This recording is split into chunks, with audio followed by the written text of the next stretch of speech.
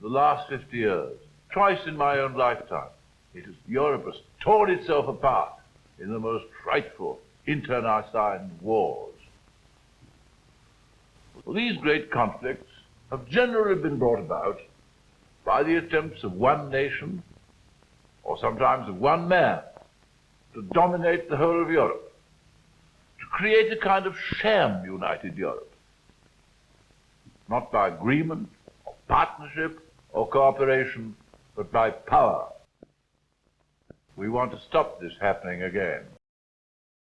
What would you say, and I know it's a difficult question, to pick out a highlight as far as you're concerned from your political career? I think, of course, bringing Britain into the European community. We've been accustomed during these years and all these arguments to hear the community described as the common market. I hope this is a habit which we can now abandon. Certainly the unified market is a matter of enormous significance, but it is only the first step which will carry us well beyond the questions of tariffs and trade, for what we are building is a community whose scope will gradually extend until it covers virtually the whole field of collective human endeavour.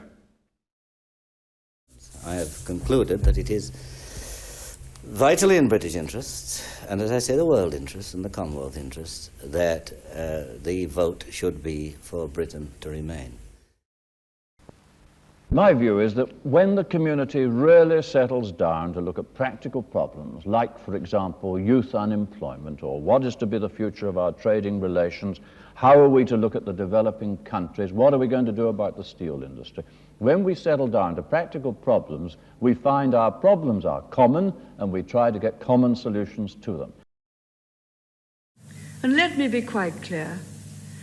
Britain does not dream of some cosy, isolated existence on the fringes of the European community. Our destiny is in Europe as part of the community. Nearly 60% of our trade is now with our partners. It is the single most important factor in attracting a tide of Japanese and American investment to our shores. The most profound reason for working together in Europe, I leave till last.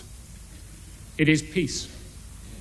The peace and stability of a continent ravaged by total war twice in this century.